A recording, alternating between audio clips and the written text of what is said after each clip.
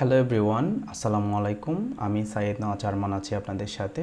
ইলাস্ট্রেটরের দ্বিতীয় ক্লাসে আপনাকে স্বাগতম। গত ক্লাসে আমরা ইলাস্ট্রেটরের বেসিক পরিচিতি জানলাম।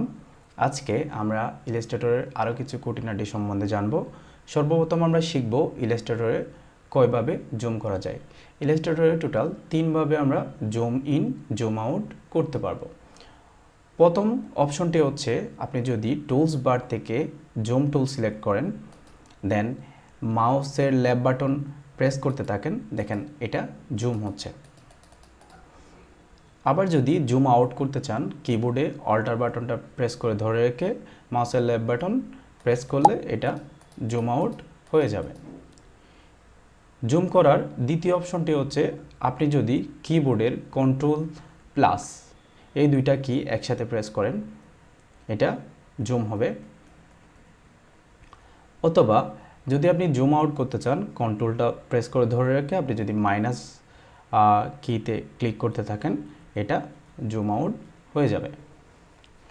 ইলাস্ট্রেটরে জুম করার সবচাইতে সহজ পদ্ধতি হচ্ছে অল্টার প্রেস করে ধরে মাউসের স্ক্রল বাটনটা আপ অ্যান্ড ডাউন করা। যেমন আমি যদি অল্টার বাটনটা ধরি, তারপর মাউসের স্ক্রলটা আমি আপ করি, দেখেন জুম হচ্ছে।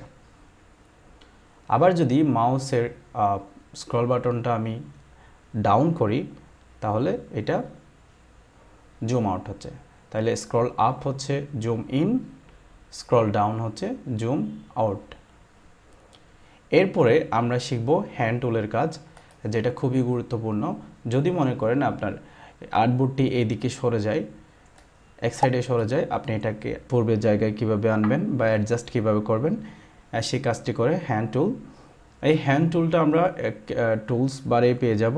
হাতের মতো যে আইকনটি আছে সেটাকে বলা হয় হ্যান্ড টুল। হ্যান্ড টুলটা সিলেক্ট করার পরে আমি জাস্ট এটাকে লেফট বাটনটা ড্র্যাগ করে ধরে আমি এটাকে অ্যাডজাস্ট করতে পারবো। এরপরে সেম কাজটা আপনি আপনার কিবোর্ডের স্পেস বার ধরেও করতে পারবেন। আপনি যদি স্পেস বারটা প্রেস করে ধরে রাখেন, মাউস লেফট বাটন দিয়ে আমরা এটাকে বিভিন্ন জায়গায় অ্যাডজাস্ট করতে পারবো।